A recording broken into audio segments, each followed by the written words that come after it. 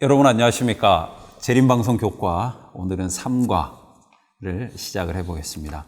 예수님의 시선으로 사람들을 바라보라 라고 하는 제목인데요. 서론부하고 좀 비슷한 이야기가 있어서 이야기를 조금 건너뛰겠습니다. 월요일에 용납 속에서 얻는 교훈인데요. 예수님이 그 벌건 대낮에 여성, 그것도 이방 여자와 말을 먼저 걸었다. 그래서 또 이 제자들은 그거를 굉장히 이상히 여겼다라고 하는 내용이 요한복음 4장 27절에 나오는데요.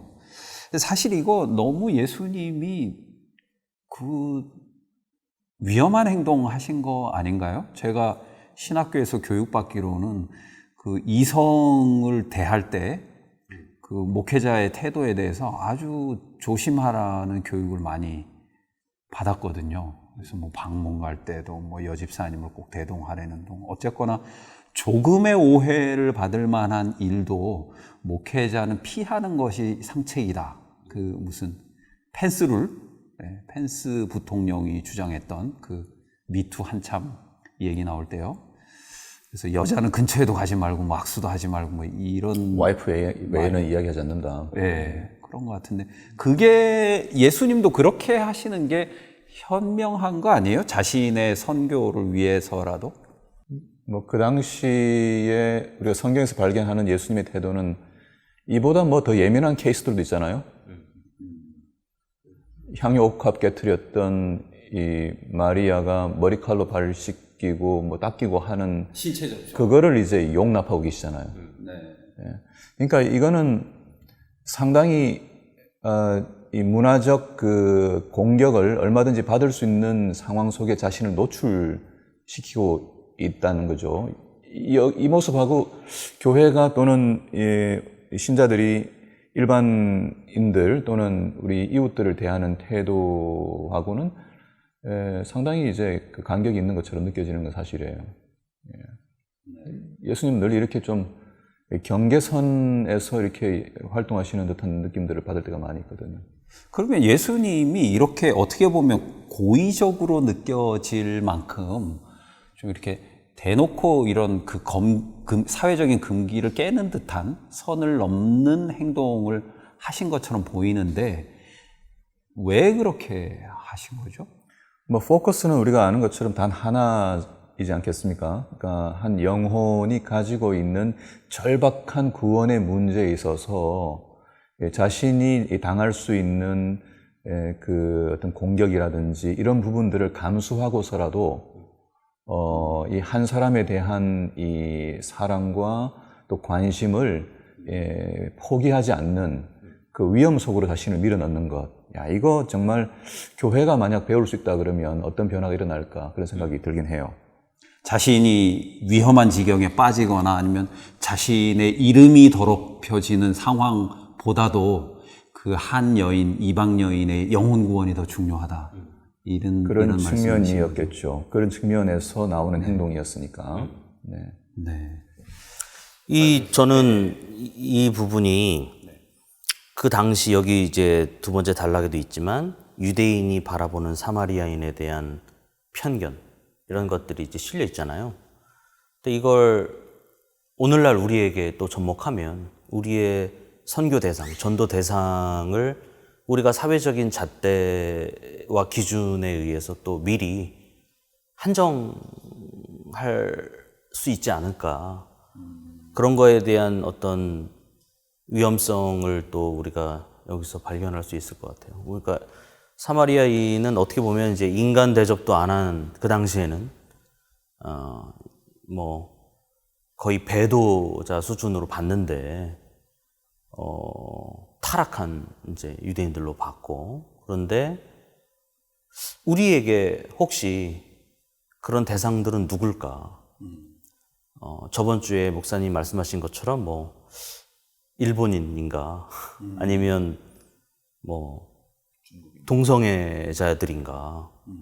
우리에게 사마리아인 같은 존재, 넘지 말아야 할 선.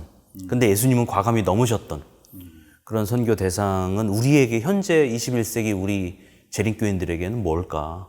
뭐 이런 거를 한번 던져주시는 것 같아요, 예수님이. 이 지금 교과를 보면은 이 사마리아 지역은 사실 유대인들 입장에서는 죄의 온상?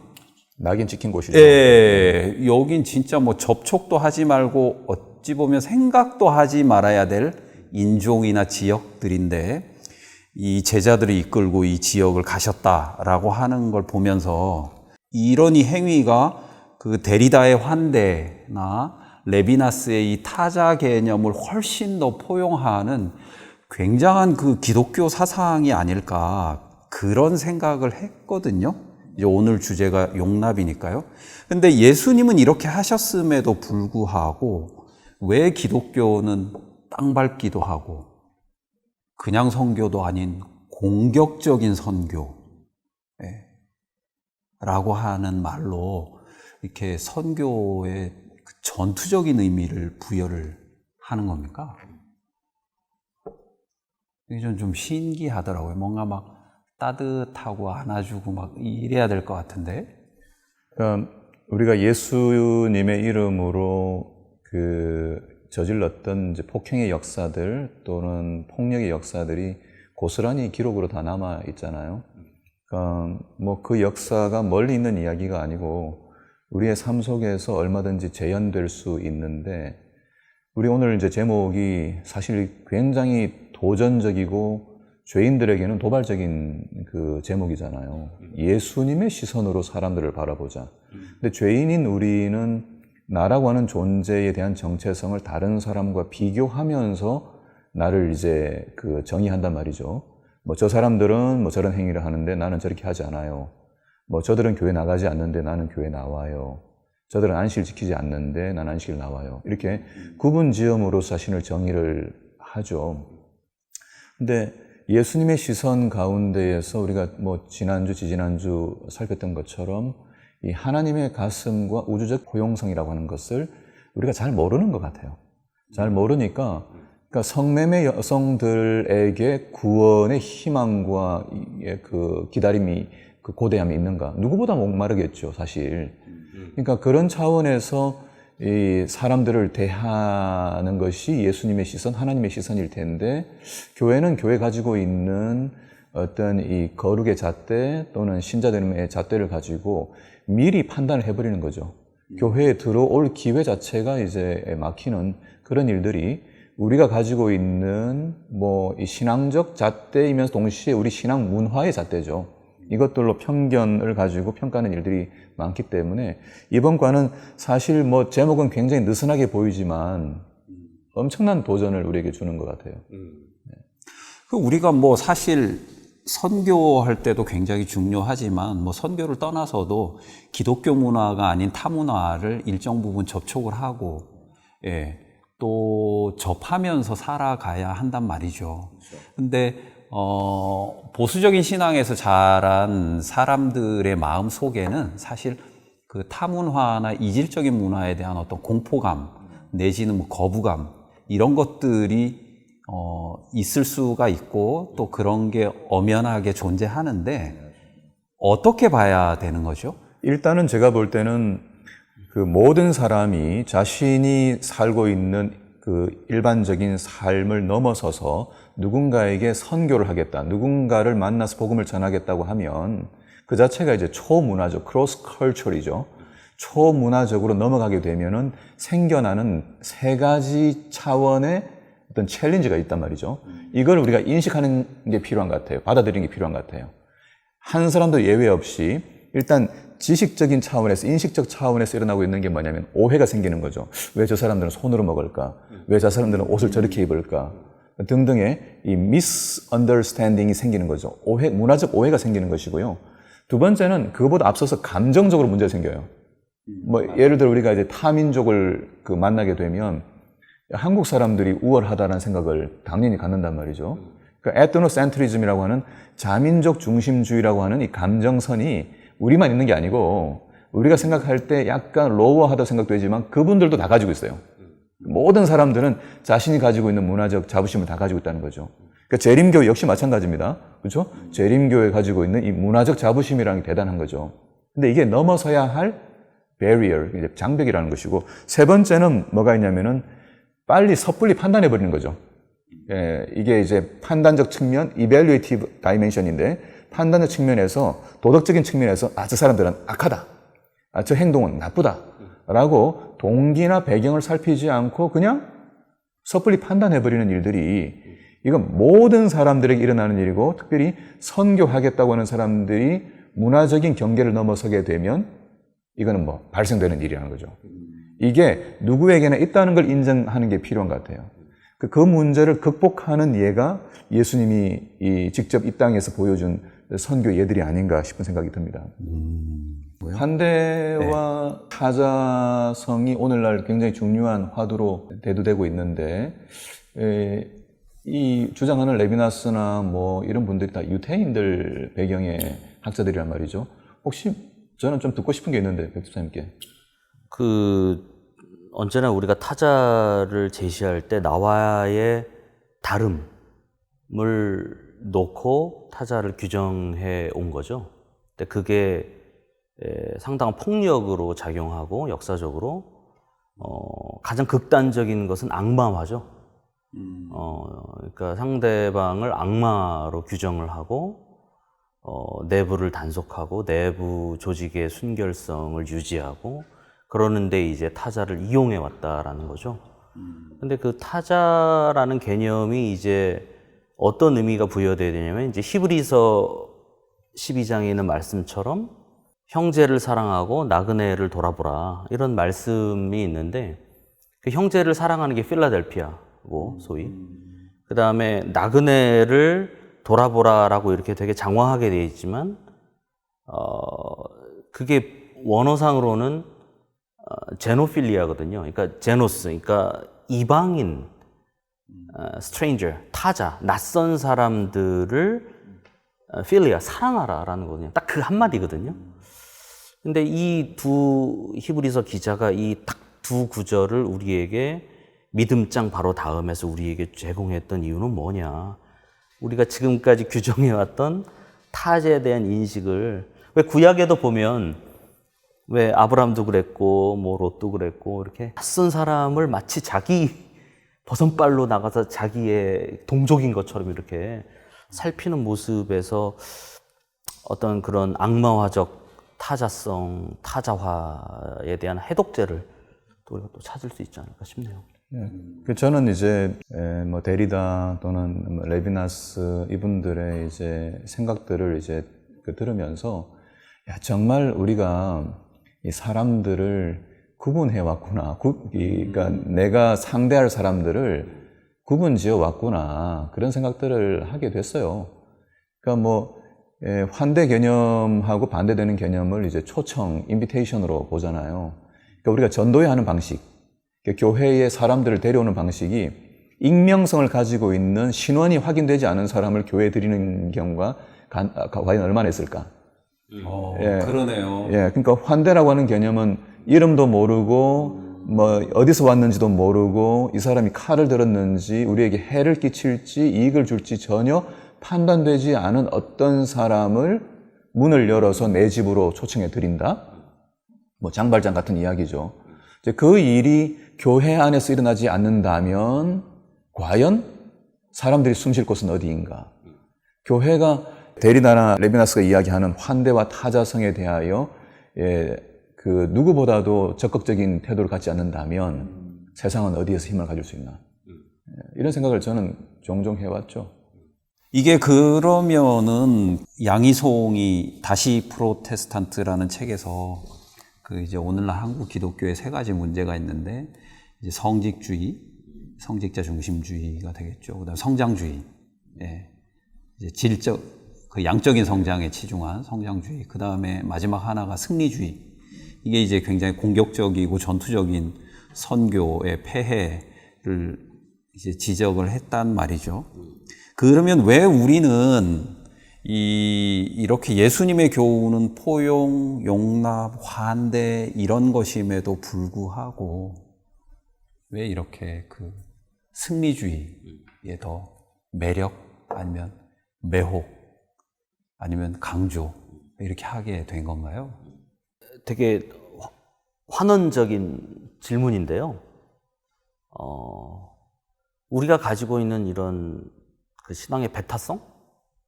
이게 일정 부분 작용을 저는 한다고 생각을 하거든요. 그러니까 이제 전도를 한다는 차원도 우리가 옳으니까 우리 진영으로 끌어들이는, 들어와라. 이렇게 하면서 상당히 공격적이고 전투적인 방식의 선교를 지향해 오지 않았나. 옳으니까 전도하는 거 아니에요? 맞죠? 네. 그러니까 이제 이게 어디가 먼저냐라고 말하기가 힘든 그런 부분이에요. 그러니까 내가 옳지만 상대방이 나의 이야기를 듣고 와줬으면 좋겠다. 이런 거 하고 상대방의 얘기도 들을 만한 부분이 있다. 그래서 이거는 또 어떻게 보면 약간 결이 다르다고 저는 생각이 들거든요. 되게 여러 가지 이제 신학적인 논쟁들을 함축하고 있는 질문인데, 제가 보기에 이런 현재 한국 개신교회가 가지고 있는 이런 막 성장주의나 이런 승리주의 같은 것, 지경을 넓혀라, 땅을 점령하고 들어가서 그들을 복속하고 가나안 족속으로 규정하고 쳐서 멸하고 주의 심장을 가지고 돌진하고 뭐 이런 구호들이 그런 배타성에 좀 많이 기반하고 있다고 저는 생각이 들거든요. 그러니까 이제 뭐 진리를 주장하고 진리로 초청하는 일이 우리에게 주어진 선교적 사명인 것은 맞는데, 그 방식 자체가 하나님의 성품에 조화되는 방식으로 가야 되는데, 이제 죄인이 가지고 있는 본성, 이 죄된 본성을 따라 가지고 하는 경우들이 많다는 거죠.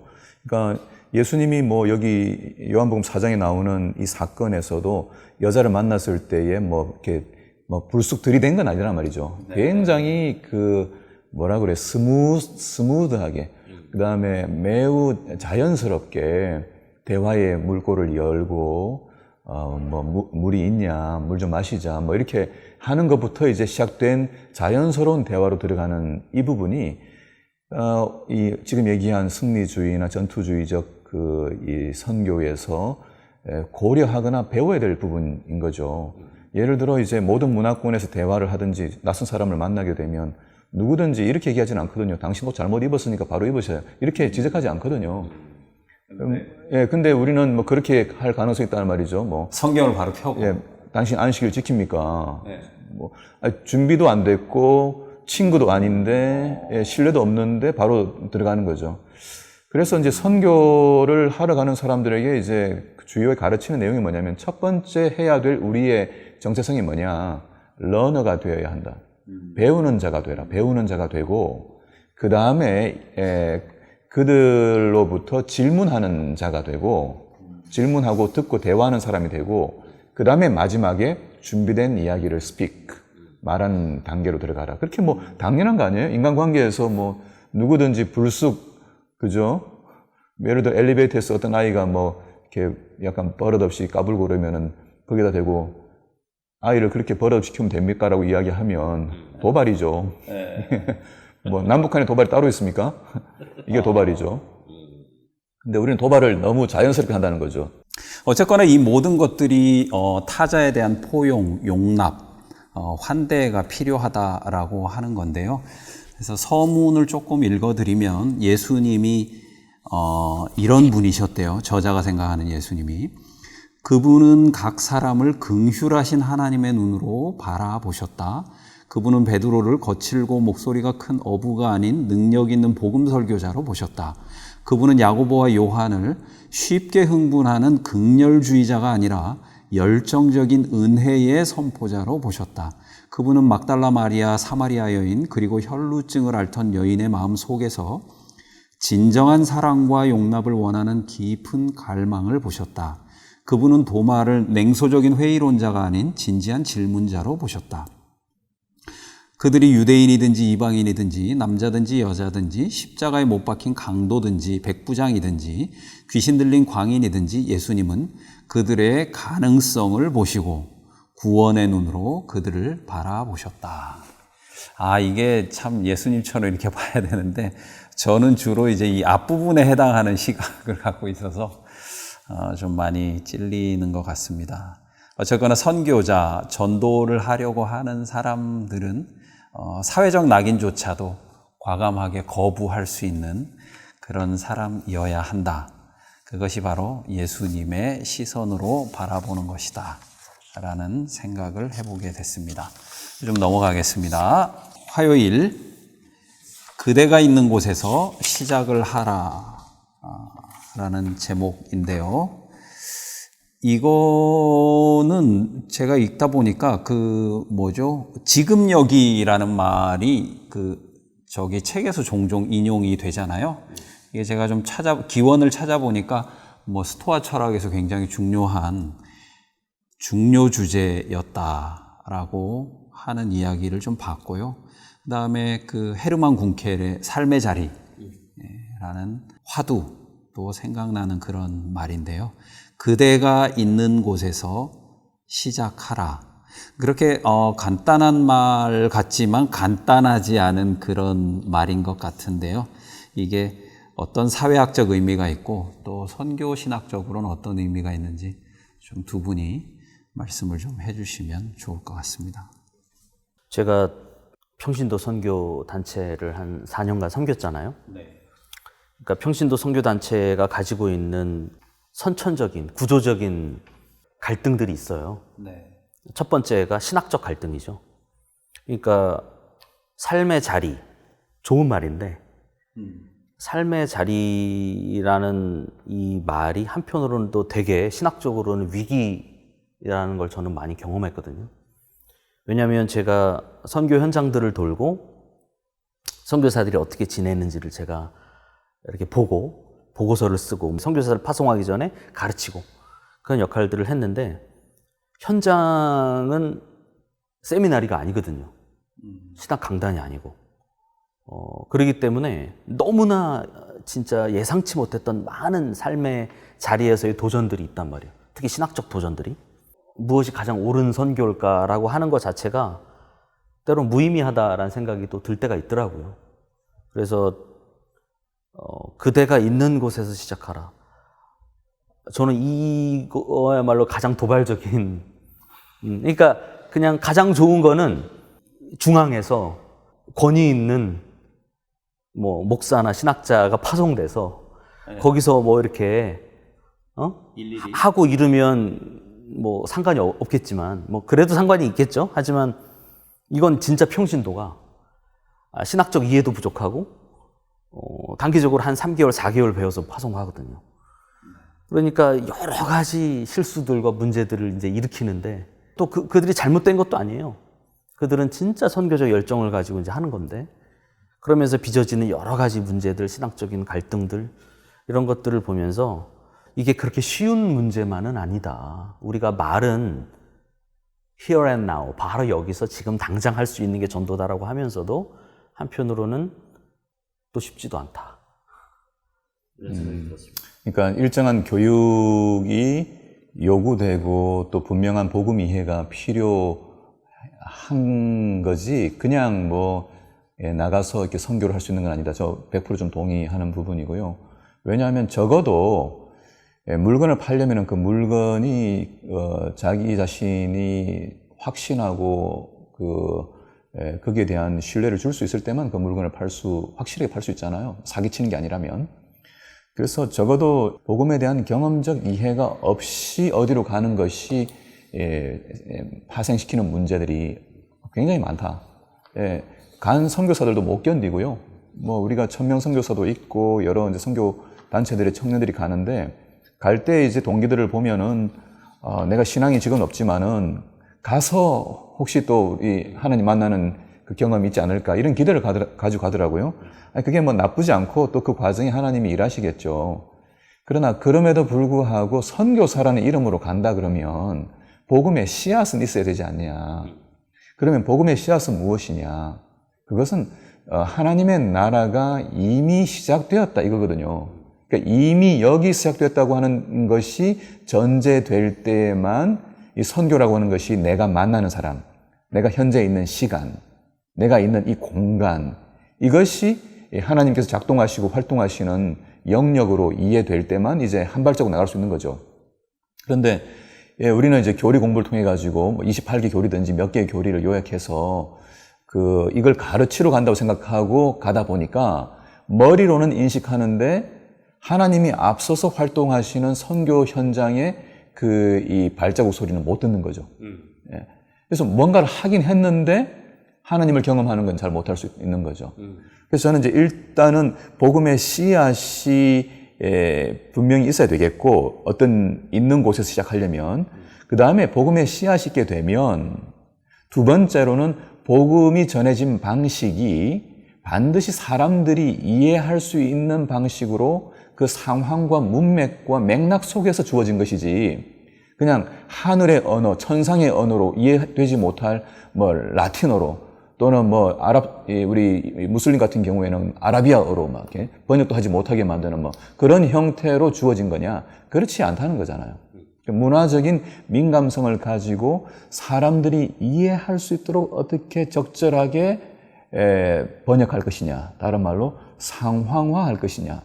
사실 이 문제에 있어서 제가 느끼는 바는 재림교회는 상당히 under contextualization, 소위 상황화가 너무 안 됐다는 거예요. 너무 over contextualization 되면은 여기 싱크레티즘이 생겨요. 혼합주의가 생기죠. 이게 진리인가? 이게 문화인가? 헷갈리지만은. 근데 재림교회는 이 복음이라고 하는 것이 마치 미국에서 전수받은 그 내용 패키지 그대로를 받아가지고 그 패키지를 그대로 다른 나라에 수출하는 형태처럼 보인다는 거죠. 그러니까 이제 경험되지 못한 지식의 체계를 전하는 것을 선교라고 보다 보니까 이 선교를 통한 기쁨이라든지 경험이라든지 또 하나님의 마음을 가지고 사람들 접근하는 것이라든지 이런 측면에서 좀 약한 게 아닐까 그런 생각이 듭니다. 아니 복음에 대한 경험적 이해가 이 경험적이라는 말이 저는 참 마음에 와 닿았고요. 그 다음에 이해라는 말이 마음에 참 와 닿았습니다. 사실 지금 이제 수요일, 목요일도 얘기할 게 많은데 저는 그 두 분 말씀을 듣다 보니까 좀 한 번 더 얘기를 해보고 싶은 이야기가 있어서요. 그때 왜 무슨 그 선교회 잡지에서 글을 쓰신 적 있잖아요. 백순기 집사님이 교황청에서 인도로 선교사를 파송을 했는데 그분이 신부님이시죠.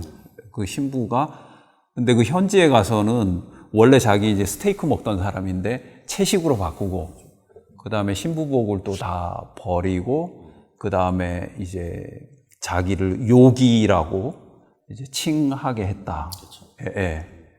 그렇게 하니까 이제 현지에서는 굉장한 그 영적 스승 내지는 선교사로 추앙을 받았지만 무슨 후임 선교사인가? 그분이 와가지고 이렇게 싸대기를 때리면서 네가 지금 뭐 하는 거냐. 한절자라.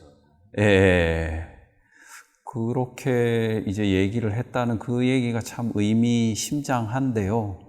이게 선이 있어요. 잘못하면 우리가 이제 교조주의로 가게 되고 또 한쪽으로 빠지게 되면 아까 말씀하신 어떤 그 혼합주의, 진짜 우리 정말 정체성이 뭔지 알 수 없는 그런 게 생기게 되는데 이게 좌우를 왔다 갔다 하면서 진짜 경험적으로 발생하는 건지 아니면 우리가 집단지성을 통해서 아니면 경험을 논의하는 과정에서 어떤 그 건전한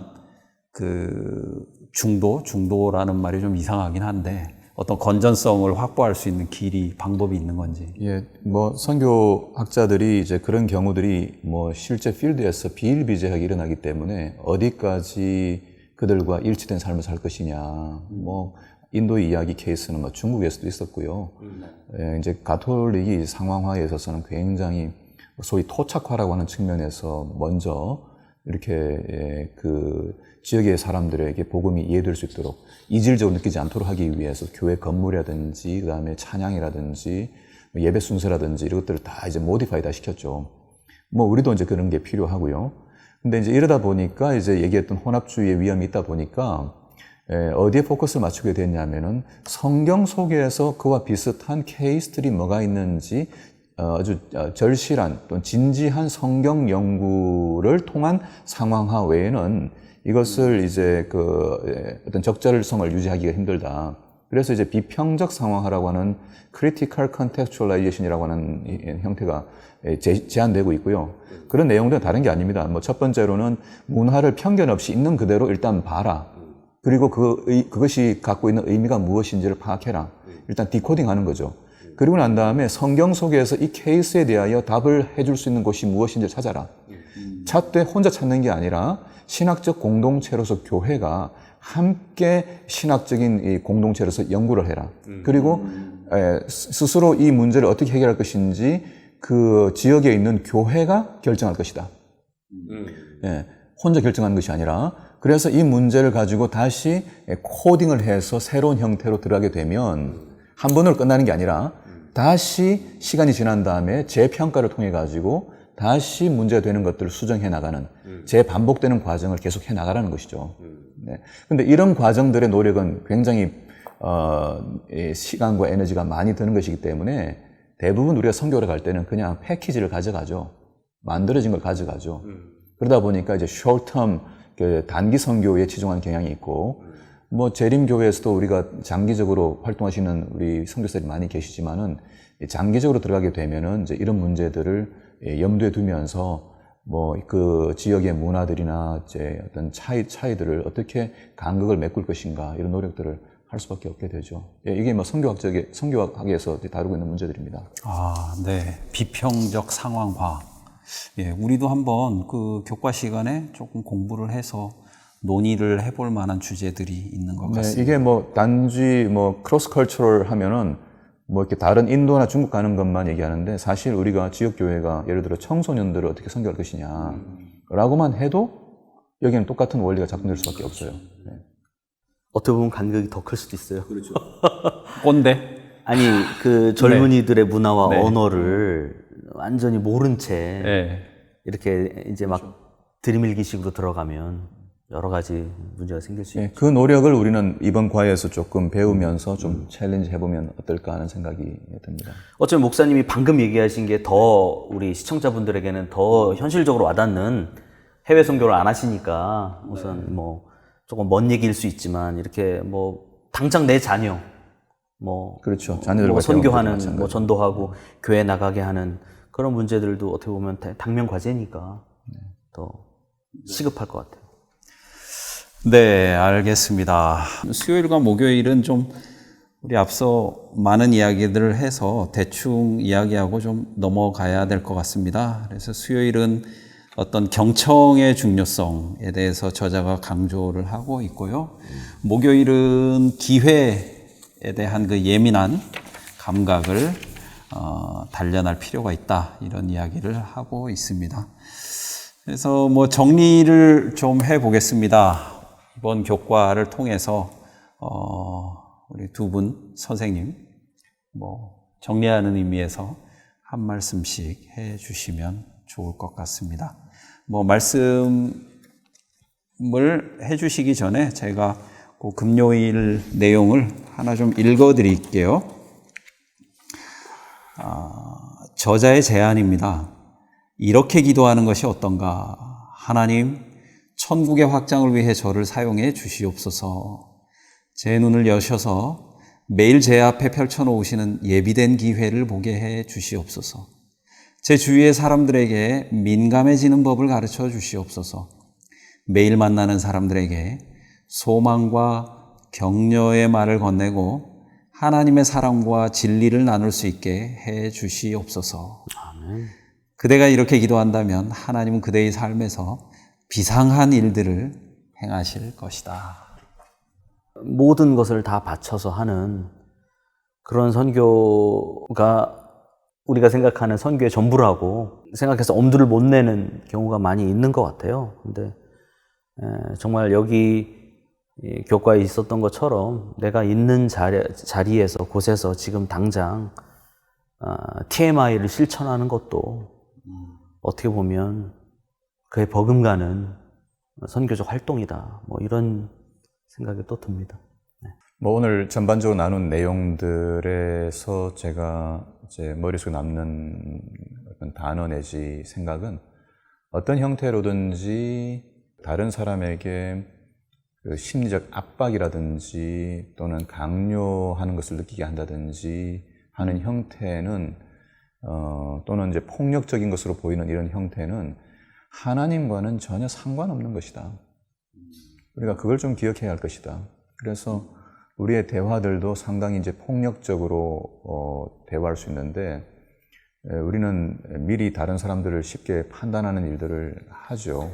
다 듣기 전에 또 소문으로 들어서 또 소문을 퍼뜨리는 것도 좋아하고 그래서 하나님의 시선, 예수님의 시선으로 사람들을 바라본다고 하는 것 그 속에 뭐 우리 이 회심과 또 구원의 경험과 또 하나님 나라의 특성인 성령의 열매들이 우리 안에 맺혀지는 것을 다 포함하고 있다고 보여져요. 그래서 저는 어찌됐건 재림교회가 참 우리 한국 사회에서 정말 선량한 사람들, 또 친절한 사람들, 또 대화를 해보면 너무나 나이스한 사람들, 또 너무나 매력적이고 향기 나는 사람들 이렇게 되는 일이 필요하겠다. 뭐 저부터 우리가 그런 사람이 되도록 성령의 역사를 늘 인식하며 살아야 되겠다. 그런 생각들을 하게 됩니다. 네, 저는 그 목사님의 말씀을 들으면서 시를 하나 읽어 드려야 되겠다라고 생각을 했는데요. 고정희 시인의 눈물샘에 관한 몇 가지 고백입니다. 마지막 부분만 좀 읽어 드릴게요. 사랑하지 않으면 나는 너의 바람 부는 광장을 모른다. 사랑하지 않으면 나는 너의 어두운 골짜기를 모른다. 사랑하지 않으면 나는 너의 서러운 강기슭을 모른다. 사랑하지 않으면 나는 너의 눈물샘을 모른다. 네, 여러분들 한 주간 동안 또 이런 예수님의 시선과 또 사랑을 생각하는 즐거운 교과 공부와 또 실천하는 시간이 되셨으면 좋겠습니다. 이상으로 삶과 교과를 마치도록 하겠습니다. 수고했습니다.